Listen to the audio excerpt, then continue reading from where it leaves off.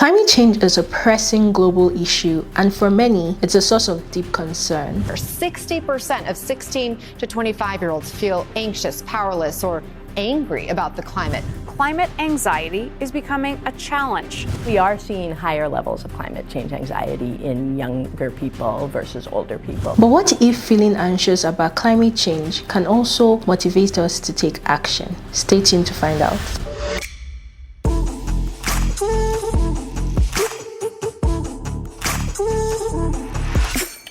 Welcome to the Sustainability Nugget podcast. I am Rarasu Maraibi.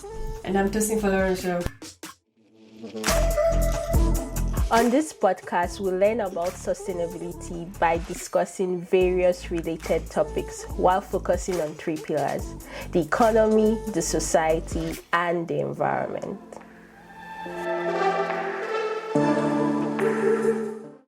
Hello guys, welcome back to the pod. Today our guest is Emmanuel Maduneme, the author of Some Slice of Climate Anxiety is Good. We'll be discussing climate anxiety and how we can potentially utilize this feeling to make progress in the fight against climate change. Hello Emmanuel. Hello, Rose. Nice to have you on the pod today. Yeah, glad to be here. So can you start by introducing yourself and telling us a bit about your background? Yeah, sure. So, my name is Emmanuel Maduneme, and I am a researcher and a PhD candidate at the University of Oregon, where I study an intersection of journalism, media psychology, and science communication. Essentially, my research tries to understand how people are experiencing media and technologies and how those media and technologies are affecting their lives across socially important topics like climate change, sustainability topics, and most importantly, health communication.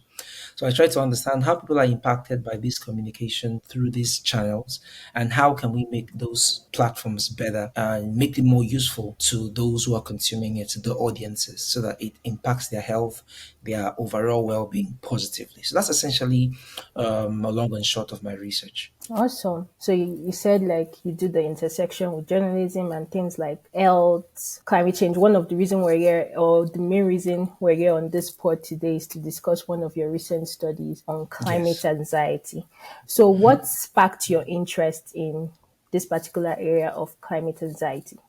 Well, it started a long time ago where, so before I started my PhD, I worked as a journalist in Nigeria.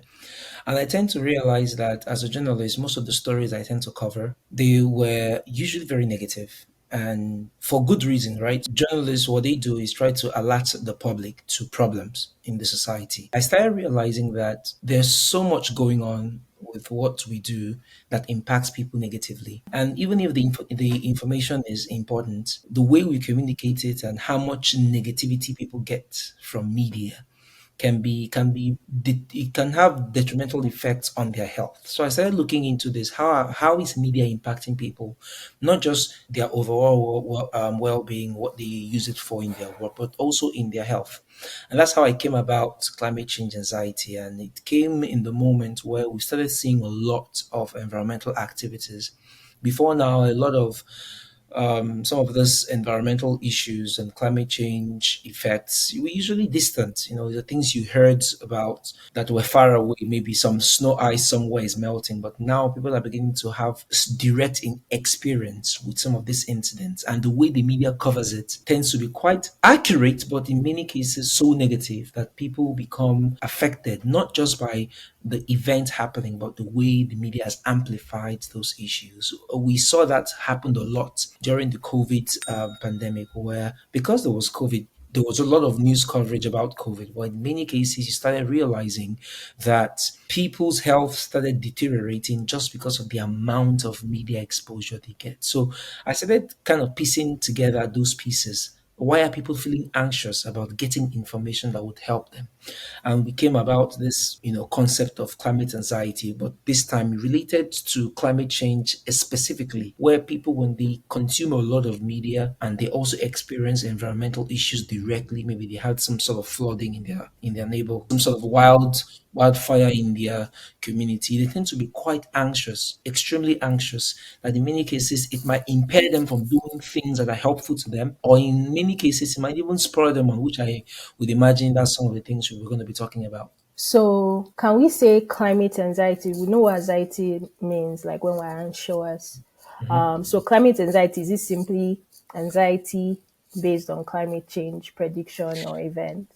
Yes, I think that's one way to put it. So, climate change anxiety is just anxiety that is directed towards climate change issues. So, it's like a psychological distress from experiencing some of those events. So, most people, what we found is most people are usually extremely worried, and they get worried and concerned to the point where it starts impairing their capacity to function or their cognitive capacity. So you find things like news or information avoidance, where people avoid those issues because of how depressing, of how painful it is to, engage with those topics. So climate anxiety, as you've pointed out, is just anxiety, but in many cases is directed towards environmental changes. And there are different dimensions of it. There are so many terms that have been thrown around. You hear things like eco anxiety. You hear things like nostalgia. So nostalgia is specifically to those who have lost their current environment and they feel sad, some sort of nostalgia about something that they've lost that they can never be able to see again. So most people who lost their home or their neighborhood to wildfire and they had to move places, they could be impacted by such mental conditions. But in many cases, they are also experiencing a broad range of anxiety related to climate change. So that's one way to define it. So nostalgia related to no nostalgia. So I'm Yes. trying to understand what is the soul in it, like how is soul I related to think it's like a climate? Greek word. I think it's like a Greek word. I'm not really sure now. I have Oh, to okay. probably confirm that. But I think it's a Greek word related to feeling nostalgia about something you've experienced or you've lived with in the past that you don't have access to anymore. And it's often common. So nostalgia specifically has also been found among people who lost their environment or who experienced some sort of environmental catastrophe and they had to like move places. They tend to, have those feelings. In many cases, it's only a problem when it becomes intense. But in many cases, a lot of people have that. When you leave a place and you go to somewhere else, you feel some nostalgia about the place you've been in the past. But in this case, you've lost your environment. So I think maybe I'm not sure, but I think that soul it's regarding to environmental community loss in some sense. Okay, nice. Okay, let's Yes. get into your study. Yeah. So I'm going to say the full name. It's titled "Some Slides of Climate Anxiety." Dot dot dot is Mhm. good. A Yeah. cross-sectional survey exploring the relationship between college students, media exposure, and perceptions about Yeah. climate change. So can you start Mhm. off by just giving us like a brief overview of what this study was about?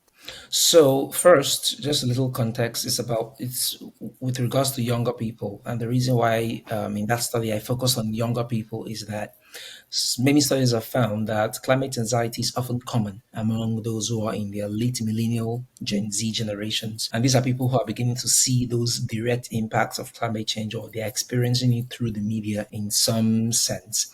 So we wanted to understand, what role is the media exposure, and in this case, media exposure just simply means the extent to which they expose themselves to media about climate change issues and how much attention they pay to media. Those are the two ways we discussed. We defined media exposure. How does that relate to their levels of anxiety or climate anxiety specifically?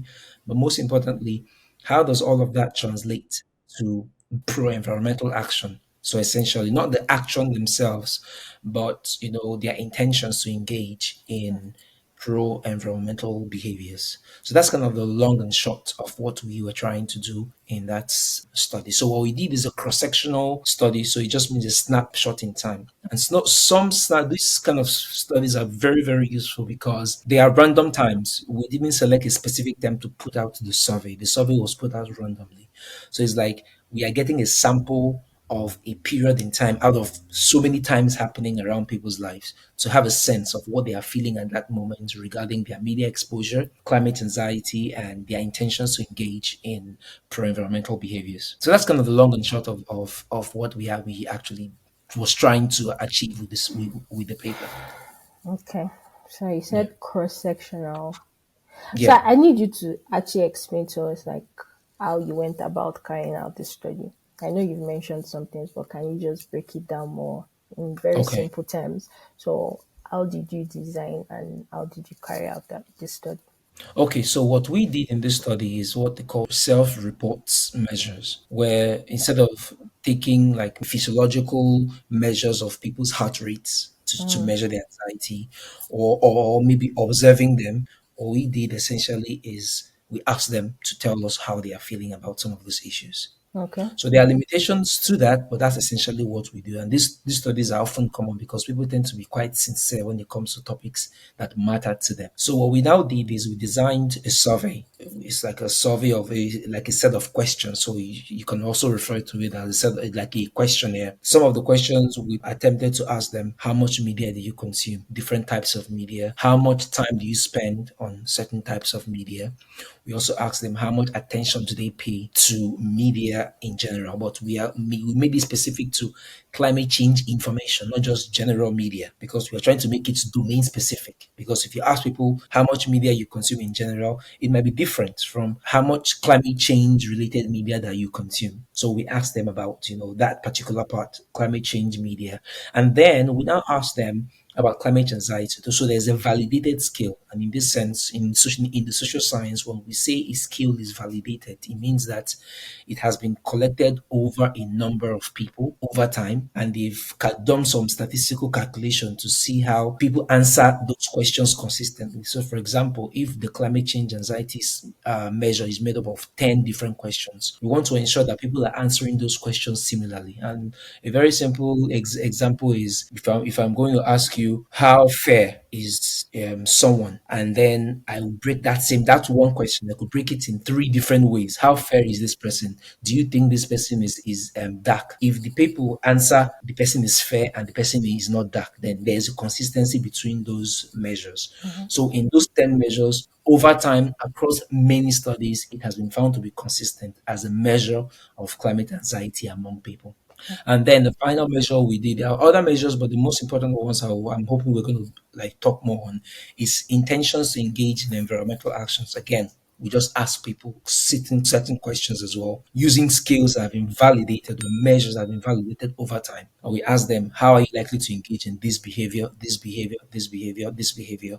And we sum them up and we saw consistent answers across them. So that's how we measured media exposure, climate anxiety, and then pro-environmental behavior. So those are like the three main measures. There are other things we measured like efficacy, which is how much capacity do you think you have in engaging in some of these behaviors. So, but essentially, how we designed it is we created that survey and we sent it out to people, but we sent it out to people of college age. So we use the college population. So we sent it to a school where I study. So we sent it to some of our students and they responded to it. We also collected other questions like your age, your gender, your political affiliation. And the reason why we collected all of those things is we know that over time in previous studies, people's political affiliation tends to impact the way they answer these questions. For example, people who are on the conservative side tend to answer climate change anxiety question. They tend to have lesser anxieties than those who are on the liberal side. Females tend to have higher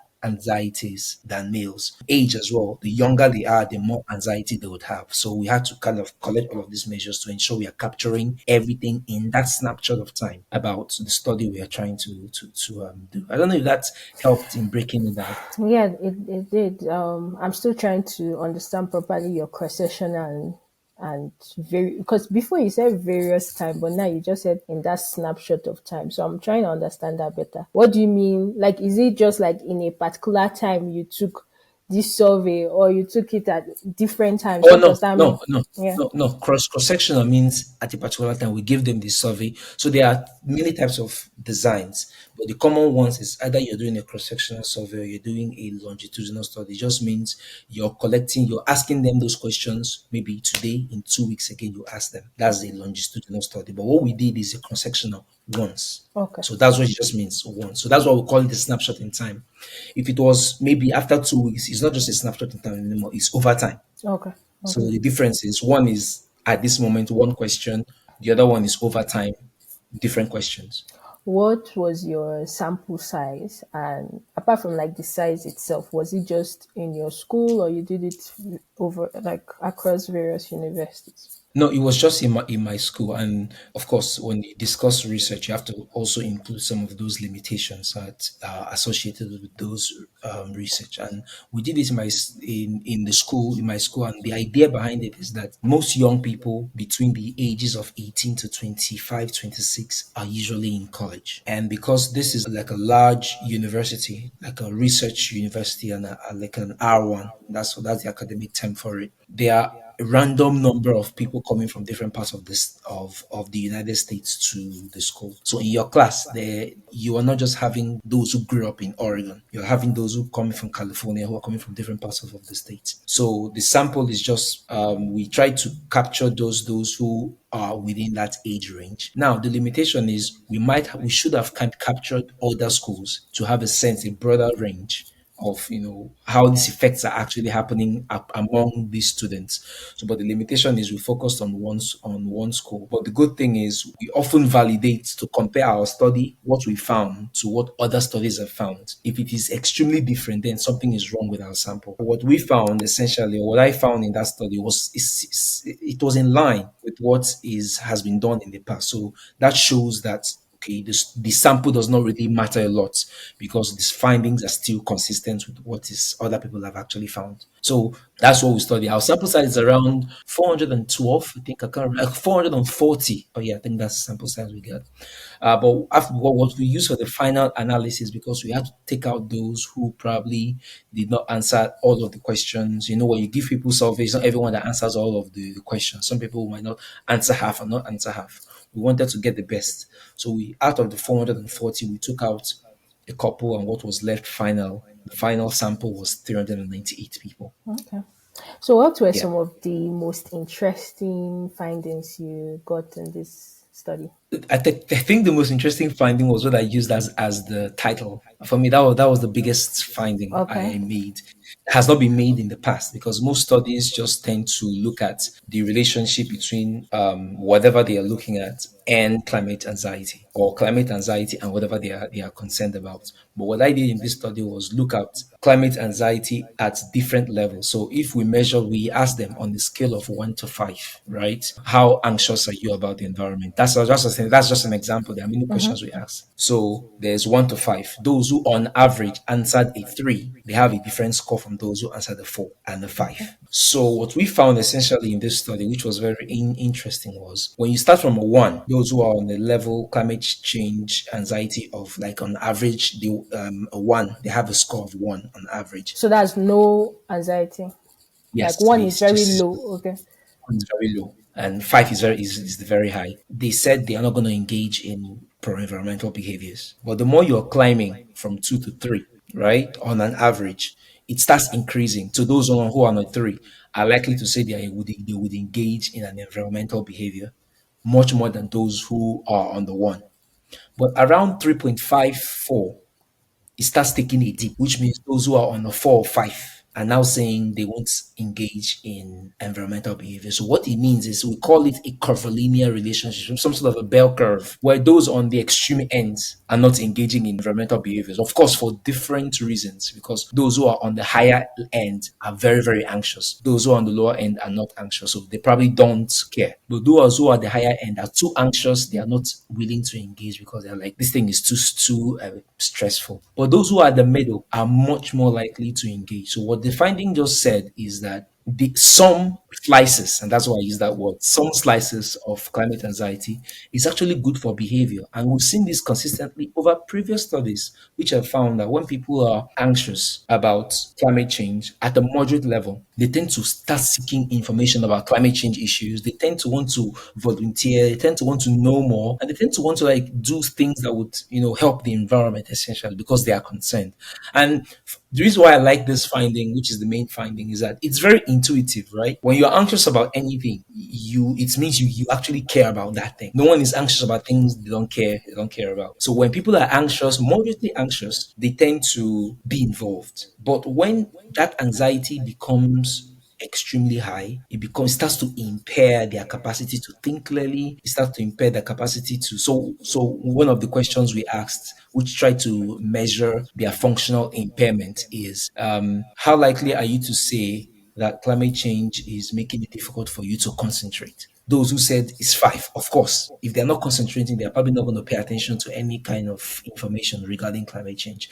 But those who say on the one or the two, they can concentrate, so it doesn't matter. Those who are on the three can probably concentrate, and that's why they are engaging in climate change issues. But those who are on the five, who are at the extreme end, they have become impaired. So that's just for me. That's the main finding. The second finding, of course, is media actually causes climate anxiety. So the question now becomes: if media causes climate anxiety, is it a good thing that media is causing it, or is it bad that media is causing it? Now, in the subsequent studies I've done, even in my dissertation, we find that it's not good. It is not a good thing. Media shouldn't always cause anxiety. Media should allow people to engage better, not push them to the end where they become extremely depressed. They are not able to function as part of their community or in solving problems that matter to them. One of those problems, of course, being climate change. So that's kind of the two main findings we had in that study. I'm just curious to know whether those people that were at 1, 2, Yeah.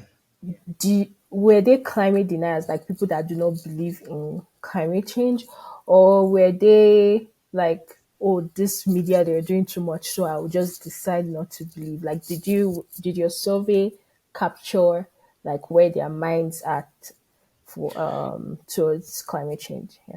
Yes, although it's not part of what we published, but we included political affiliation as one of the things we controlled for, and we found out that, so common sense, right? Those who are more liberal are likely to be more anxious than those who are conservative. So Okay. majority of those who are on a one of climate anxiety tend to be conservative. Now, not all of them, of course, because this is like a random thing that people have different feelings about that. Those who measured who said they are centrists, those people are usually around a two or a three at the level of climate anxiety.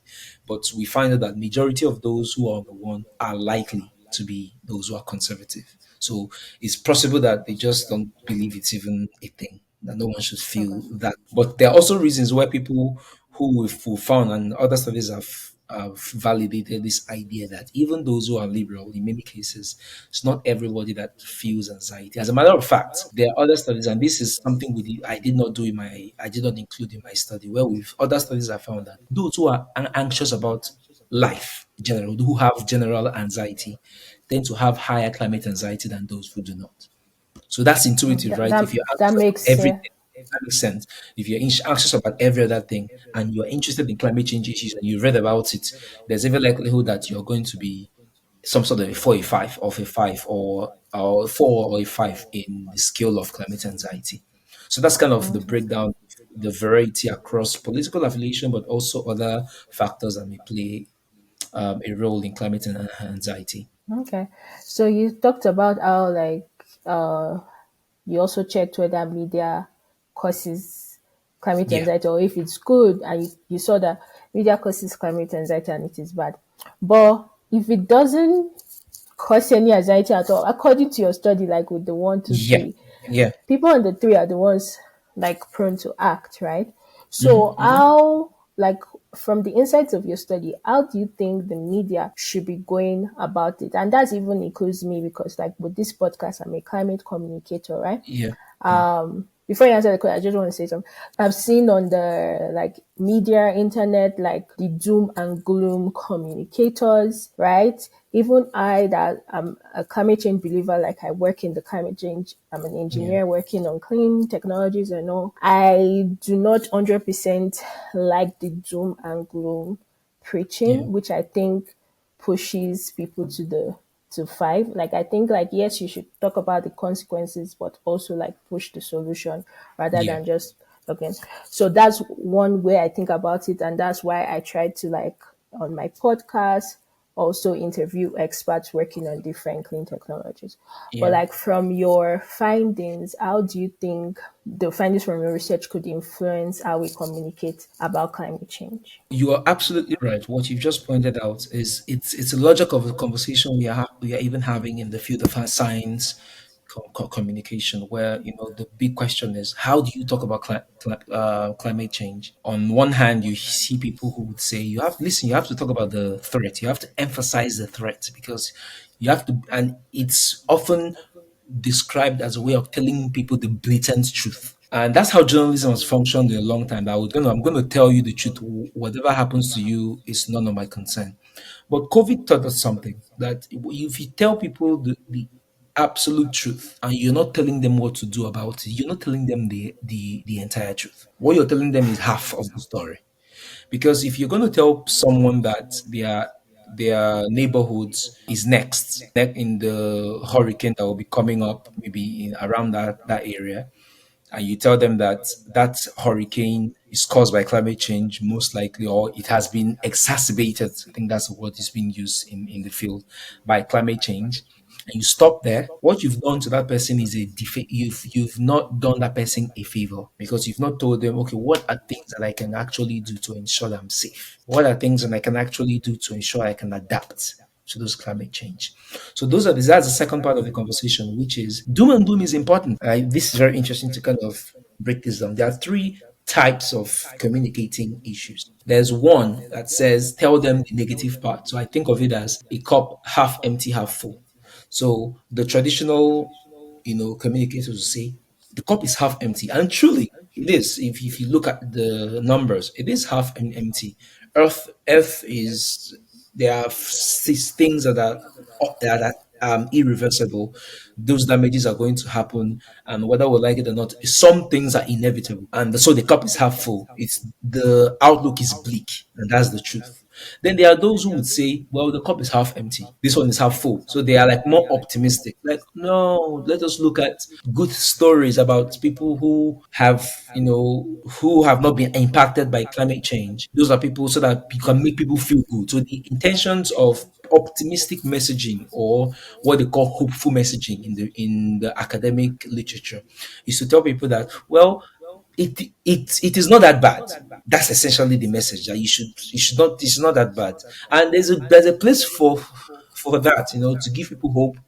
The intention is good, but it's not exactly the truth as well. But then there's a part, which is the part I work on, which is a solutions approach, which is tell them that the cup is half empty. That's the truth. There's a problem, but don't stop there.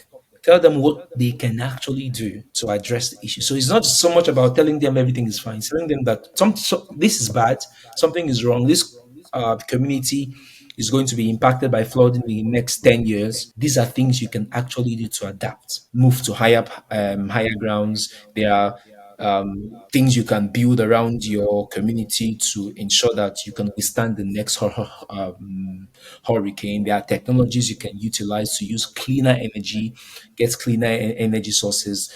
In this way, we found that, and that's the third part of my study, when you tell people about what they actually can do, they tend to feel more empowered. And when they are more empowered, even if they are anxious and they are empowered, they tend to engage more. They are not dropping out or avoiding because now they feel empowered. And humans are very interesting beings where we are very negative people. It's not a bad statement, it's just how we've evolved. Evolution. We'll keep that by the side. How we've evolved. Because this the story is that we've evolved to pay attention to threats. We've paid attention to threat a lot, and that's how we function, right? That's why whenever you read any review on Amazon, for example, you tend to pay attention to the negative reviews than the positive ones because we are tuned to pay attention to threats. Because if you pay attention to threats, you are likely to survive. So humans are just like that. So we pay attention to the threats of climate change more. But humans are also very optimistic people. Even if we pay attention to threat, we also look for those solutions, which you've actually pointed out, which is you. I'm glad you're actually doing in this platform where you're giving people the context, but you're also telling them what is possible out there. When you tell them that even if they are anxious, like I found in my study, they are more empowered to engage. They are not becoming impaired to the point where they will start avoiding. And in many cases, studies have even found that one way people cope with distress about climate change or any other thing is to deny that it actually exists. Hence, science denial. So, if we can communicate these issues, the truth, tell them the truth, but also, like you've pointed out, tell them what is possible out there and how possible it actually is, and who are those who are actually doing it, and why they should even participate in those things. They feel empowered that okay, things are bad, but it's not all lost. There are things I can actually do to address those issues. We found that that's one way the media can cover, or anyone who is not just the media, but anyone who is communicating science should communicate about science. Tell them what's possible, but also tell them the truth about how bad things are. I'm also curious about like the distribution. Do you say Covinia? Like in terms of percentage in your Yeah. study, like how much was the crippling five, how much was three, how much was like the one and twos. Do you get what I'm So saying? In that's terms of yeah. another hopeful part. That part is that we found that most people are on the moderate level. Okay. They are mostly on the moderate level. It's only a few people that are at the extreme level. So it means that most young people, they are very anxious about climate change, but in many cases they have not been impaired by it. So back to your question about the distribution on the scale of 1 to 5, most people are on a 2 or 3, which is that range we want them to actually be, because it Okay. means that when they are at that range, they can actually engage. But those who are at the extreme, who are crossing towards a 4 or 5, that becomes a problem. Now, there is a counter argument to what I would imagine someone who wants to counter the study I did could say that maybe those people who are at the extreme probably have generalized anxiety. So it is Okay. And that's possible. something that probably should be done in a study to It should be see. done. It should be done. Yeah. It should be done. Okay. Absolutely. That's something I'm looking at doing to see if I can execute this similar study, but include those who are both general, who have general anxiety, and those who have specific anxiety towards climate change, to see if those who are at the extreme end, is there a unique characteristics about them that makes them get to that extreme end than those who are not. But general overview is adults are usually on an average, usually a 1.52 in the scale of climate anxiety.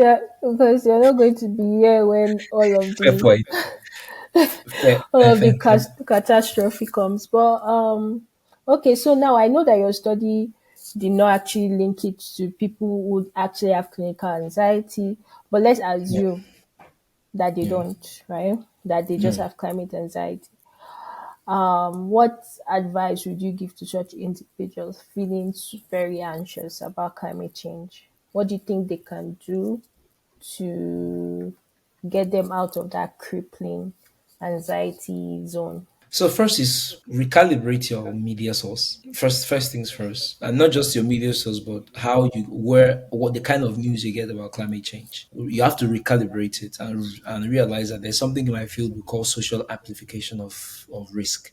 This is phenomenon where the media tends to overemphasize things that are bad. And truly, things are bad. We're not going to put that down. But in many cases, when people see it in the media, the way the media portrays it, it seems bigger than it actually is. And there are studies that have found this. So maybe you want to recalibrate your media sources and ensure that you are getting the amount of information that you need. So in many cases, you probably would not have to spend a lot of time on the news. The second part I often say is based on the findings is your anxiety about climate change specifically is actually valid. If you read the media about climate anxiety, there tends to be a propensity to pathologize it. So essentially, they are trying to make it an illness, which to a large extent it probably is. There are clinical bases to make those assumptions. But in many cases, we have found that it's your concerns are valid, are extremely valid. Whenever you want to give a speech, you tend to feel anxious, and it's because you actually care. So your concerns about your anxiety about climate change specifically, if it is not generalized or clinical anxiety, is valid. You're concerned about something that is serious, a huge threat that is going to change the outlook of the entire world or the entire earth as we actually know it. So it shows you care. So what you now have to start doing is seek out ways that you can contribute. We found that more people who are engaged with climate related activities tend to feel more empowered than those who are not. So if there's some way you can, talk to someone about it, engage with some activities. If you're usually those who are in college age individuals, engage with your peers. There are a lot of groups in school who have, organizations or resources that you can participate with. Engage in those things. You find out that you become impaired. You become empowered because you now have options. And, we are very interesting organisms where we are usually you feel boxed and threatened when we don't have options. But when you realize that there are so many things that you can actually do that actually makes it a difference. One of those is ensuring that you participate in supporting policies in your location that supports climate change or climate friendly activities. Those little things, signing a petition, voting for pro environmental candidates in some ways, those are ways you can participate and that have systemic effects, not just individual effects. And in that way, you could channel your anxiety and cope by engaging and making yourself even more empowered. So your anxiety becomes a fuel rather than something that pulls you down. So that's kind of the advice I would actually give. Yeah, great.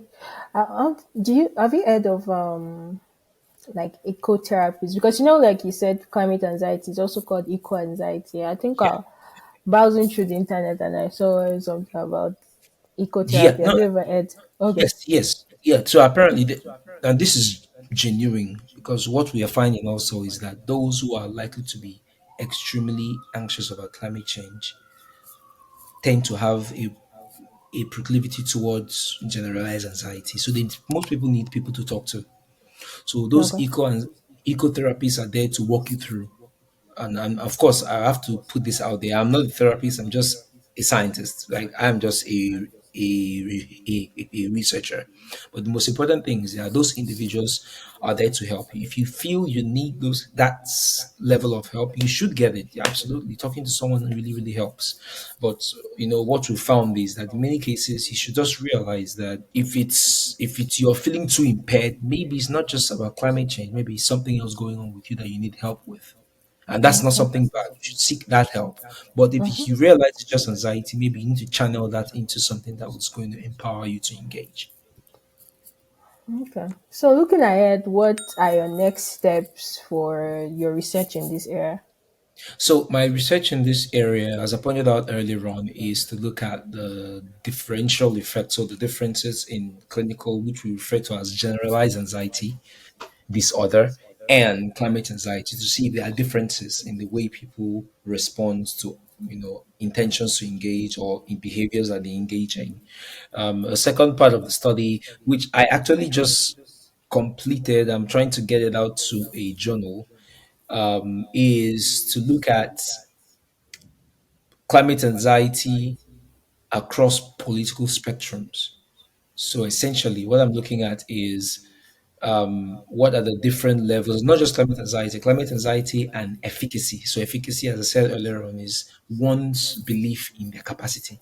How do those two factors vary across political affiliations? Does it mean that those who are liberal are very, very different from those who are centrist in their levels of anxiety and efficacy? And early findings are showing me that generally younger people, and this has been validated by some polls out there, younger people, regardless of their political affiliation, tend to be concerned about the environment. Although there are subtle differences, but the differences are not as large. So in climate anxiety, the differences are large. Those who are very liberal tend to be quite different from those who are very conservative. But when it comes to their capacity to engage in behavioral actions like supporting individuals who are pro-environment, supporting policies, even those whom you might think as very conservative tend to agree with those policies. As a matter of fact, there's a Pew Research poll that found that around 76% of young Republicans support clean energy policies. They support, uh, reducing the carbon emissions by closing some certain plants and taking some drastic steps that older Republicans might not even have considered. So I think the common factor here is younger people.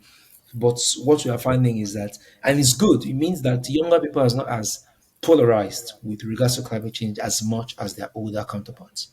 But still, there are still subtle differences across them. So those are kind of the two studies I'm working on, while of course working on my dissertation to try to get that across the line. You know what would be interesting? If Yeah, you could yeah. see this across locations, even across Mm, countries. mm, But I know like that would be like a huge investment. But I was thinking, what if you go to a conference that brings you, because first of all, we already know it's young people who are interested in, so we don't need the older folks. Like a conference that brings people from different parts of the world, young people from different yeah. parts of the world. I actually like release the survey in such Yeah. like gathering. And so now you're having like demographics, like countries, to see where every, like to see the difference, Surely. because now we're talking, you did just this in Oregon, even like Yeah. across the United States. I feel like it will be very different, like based on the states, because some Yeah. states are more like sustainability focused than the other. That's- Like Florida, for example, Florida, where we both came from, Yeah. doesn't really have a Yeah. lot of, like, we don't recycle or whatever in Florida compared to like California or even like Oregon. Yeah. So I feel like True. it will be different So than looking at countries also. yeah, Tell sure. me. There's a large scale study that was just released yesterday. I was just going through it. It's a large scale study of young people in the US and how their climate related and distress or anxiety, plays out, the nuances of that dynamics. And they actually found something interesting, which is that first in the US, most young people tend to where they are in the past, in the last 2, 3, 4 years ago, and where they are right now is a bit different. So young people feel more empowered, even if they are more anxious and feel distressed about the climate change. So that's something good. So there are differences in time. So if you are taking this survey 10 years ago, you probably will have a different finding than what I'm actually finding now. So There are other that's a studies. longitudinal, right? Yeah, you could call it a longitudinal Okay. study, but longitudinal studies are specific if they answer the same questions at Okay. different times. But then there's another study that was also published in the Journal of Environmental Psychology. I think that's where it's published, where they did across countries. So US has the lowest levels of climate anxiety compared to other global developing and even developed countries. So US are like the lowest level, especially among even younger people in general. People in African countries, young people in African countries tend to be more engaged, which is for some people it might be surprising, but more people are more engaged and they feel more anxious. Maybe they're answering the questions in a very different way, but the what I matters is don't they're answering. believe. I don't What believe. happens is that they're answering the Go to questions. Lagos and ask them. I like engaged, yes. Like there's a set of people that are engaged, but like No, but as I in, think I what's don't happening believe. is I think why I feel those studies are very accurate is they ensure they got the responses from those who are not just, so the way they did this sample is they do something called like a stratified sampling, where in Nigeria, for example, they ensure that they get from rural, urban, and suburban areas. Okay. You are not just getting the views of those who are in Lagos alone, you're probably getting views of those who are like in deep rural Kaduna or somewhere. That Yeah. way, Okay. That makes sense. on an average, it gives you a picture of what the true issue is. So that's how they collected in the US. Also, I think they collected the sample in clusters of states that have similar beliefs about the environment. For example, states like Oregon, California are more similar than probably states like Idaho and Kentucky.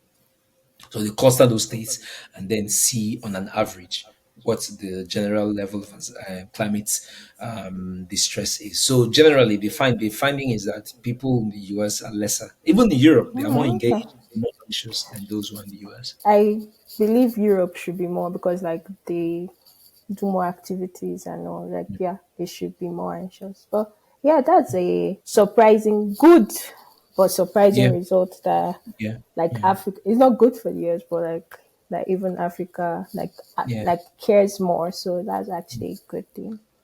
yeah, Anyways, thank you very much yeah. for But like all of the just insight. yeah, Okay. just before we actually go, I would like to get your thoughts because you actually do the actual work of creating the technologies that can become sustainable for the world.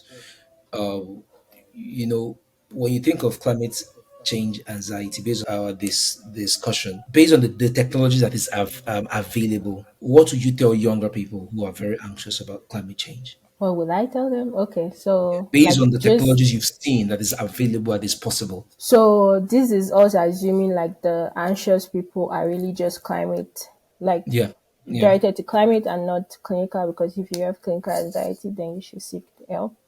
yeah, It's the same with what you said, right? Like filtering your media. If you see like a media is just preaching doom and gloom without solutions, find places like me, where I talk about it, I talk about the consequences, but also like possible solutions. And like you said, like you don't need to find like a place that tells you, oh, it doesn't exist, nothing is happening, because that's actually a lie, right?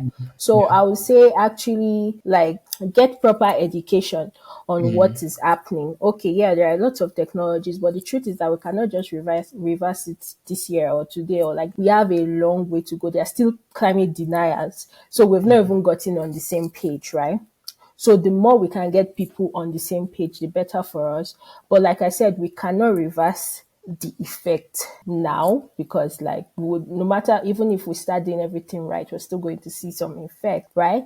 And so that's why when we're talking about climate change, fight against climate change, like bringing technologies and all, we're also talking about climate adaptation. So we really need to start pushing climate adaptation. So how can we actually survive these effects that come? How can we survive droughts? How can we survive hotter weathers like hurricanes? Like what can we do? Like as we're like deploying technologies like renewable energy technologies, implementing sustainable practices in businesses to reduce emissions and all, how can we also adapt? So it Yeah. must go hand in hand. And the more people can buy into this and work together, the faster we can get to our goal. So Great. I'll tell like young people to like get their education right and try to get involved. Like get involved in supporting policies and supporting clean technologies, but also supporting adaptation. Mm. Yeah. Yeah. Thank you very much. So That was very insightful. yeah, thank you. So thank you once again, Emmanuel, for sharing your insights with us. I know this particular study has been award winning and has gotten Yeah. some media Yeah. It has. recognition. It So has. thank you for coming to break it down for us. And we all appreciate you. Yeah. So Thank you very for much. those, yeah, so for those that are still watching, I'm going to leave a link to this article that we talked about here down in the description box, and I'm also going to leave Emmanuel's LinkedIn in case you have specific questions about this study. And so until next time, continue to live consciously, and I'll see you in my next episode. Bye. Bye bye.